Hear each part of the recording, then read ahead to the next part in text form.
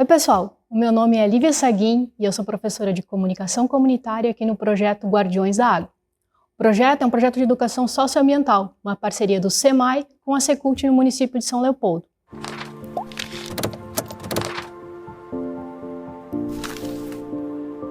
Durante o período de isolamento social, as nossas aulas estavam em formatos de live no Facebook. E agora a gente mudou. Elas vão ter um período de tempo menor e vão estar disponíveis no nosso canal oficial dos Guardiões, no YouTube e também no Facebook. É importante lembrar que eu não estou usando máscara aqui nessa aula porque a gente está num ambiente controlado. E toda a equipe de gravação da aula está usando máscaras e tomando todas as medidas de cuidado sanitário para evitar o contágio da Covid-19.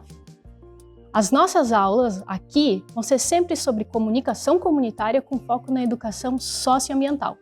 Nós vamos começar os nossos encontros falando sobre Paulo Freire e a sua perspectiva para pensar ideias tanto para a educação socioambiental crítica quanto para a comunicação comunitária.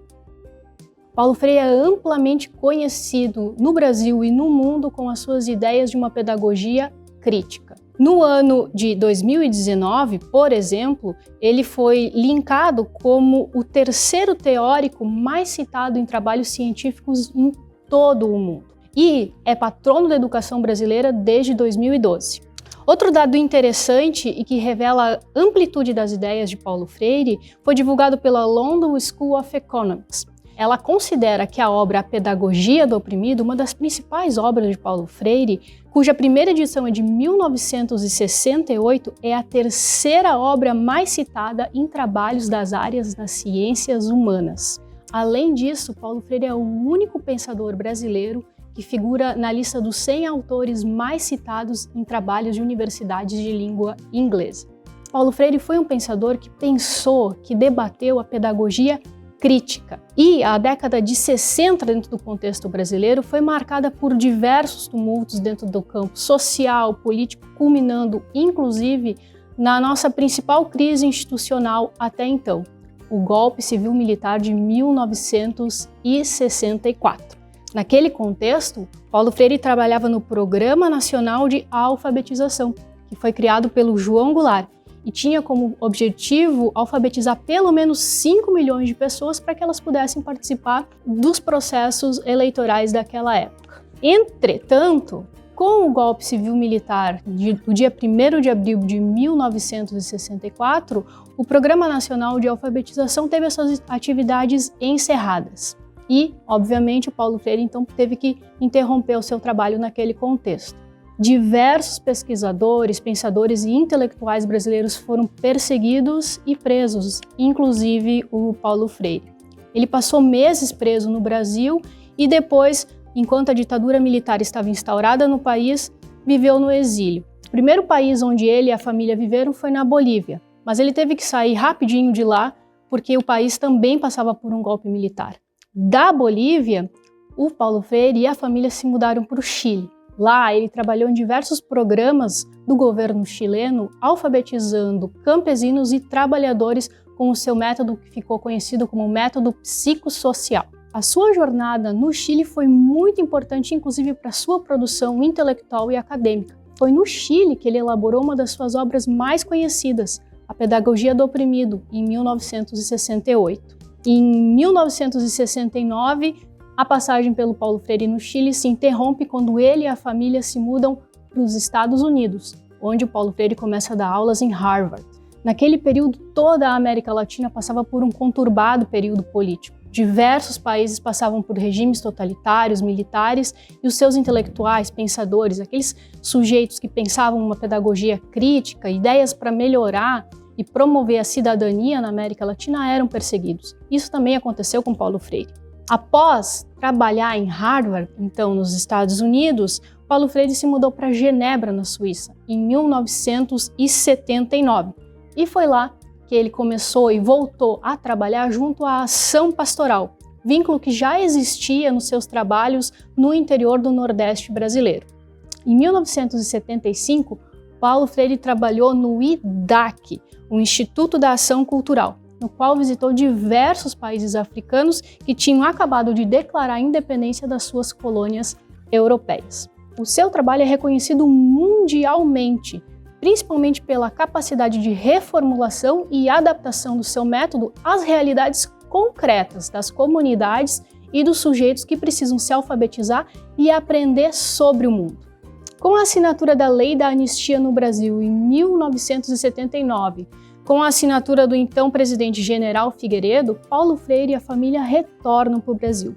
No retorno, após mais de 15 anos vivendo fora do país, em anistia, ele carregava uma bagagem imensa de reconhecimento e experiência internacional. Ocupou diversos cargos importantes em universidades brasileiras, como na PUC de São Paulo e na Unicamp.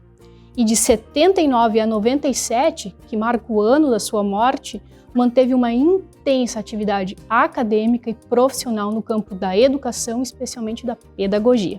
Sua vida foi sempre marcada por uma forte atuação política e foi secretário de Educação na cidade de São Paulo entre 1989 e 1992. Um dos principais conceitos de Paulo Freire é o da humanização. Para ele, se nós participamos do mundo com as nossas inteligências, com as nossas sabedorias e as nossas sensibilidades, é aí que nós nos humanizamos. Agora, se nós simplesmente passamos pelo mundo sem fazer uso dos nossos conhecimentos e das nossas sensibilidades, nós perdemos a chance de nos humanizarmos. Por isso, Paulo Freire nos chama a participar do mundo, a agir sobre o mundo a partir daquilo que nós sabemos, com os nossos conhecimentos, que podem ser acadêmicos ou comunitários, que podem ser da universidade ou de casa, que podem ser dos nossos saberes ancestrais, das nossas culturas populares, que são muitas vezes oprimidas. Quando a gente nos interessa pelo mundo, pelo seu funcionamento, sobre as complexas tramas de relações que fazem o mundo ser o que ele é aí que nós nos humanizamos. E Paulo Freire chama, então, esse processo de saber o mundo, entender o mundo e agir sobre o mundo de construção da consciência crítica. É uma movimentação que nós, seres humanos, fazemos sobre o mundo a partir da reflexão e da nossa ação.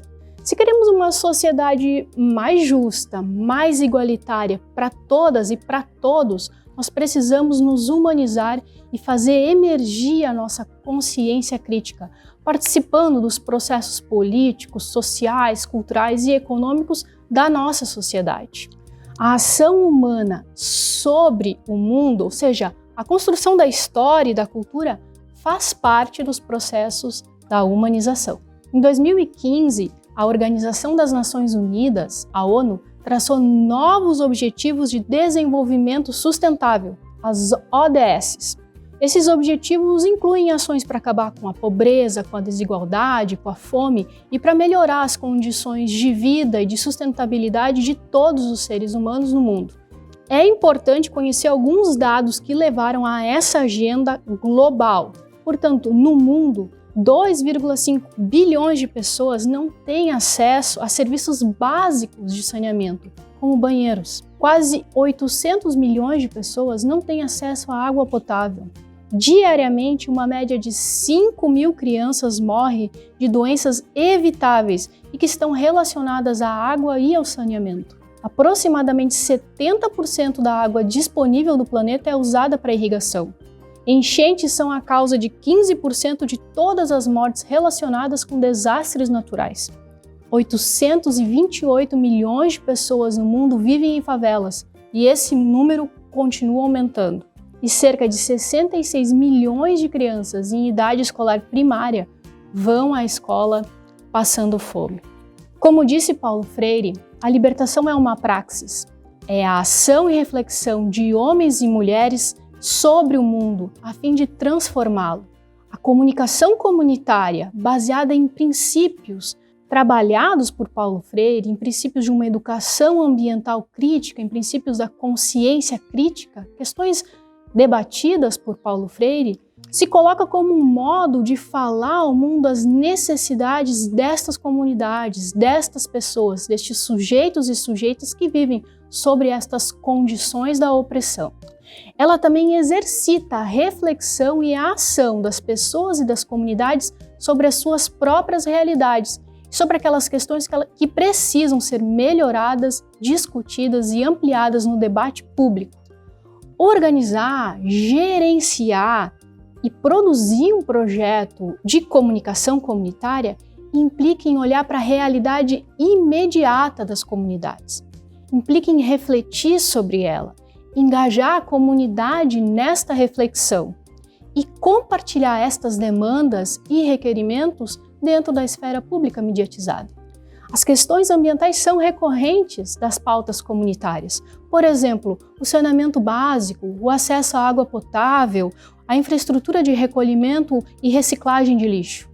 Usar da comunicação e das suas estratégias para verbalizar estas questões, para falar sobre essas questões, para requerer direitos sobre estas questões, é uma forma muito interessante de exercitar também a nossa consciência crítica e a nossa participação política e cidadã. E então, o que você pensa sobre essas ideias? Deixe ela aqui nos comentários desse vídeo. Eu quero saber o que tu acha sobre essas ideias para poder te ajudar a pensar projetos de educação socioambiental e de comunicação comunitária aí na tua escola, no teu bairro e na tua comunidade. A tua participação é muito importante para nós aqui do Projeto Guardiões da Água. Um abraço e até a próxima! E não se esqueça de se inscrever no nosso canal aqui no YouTube para acompanhar as demais aulas.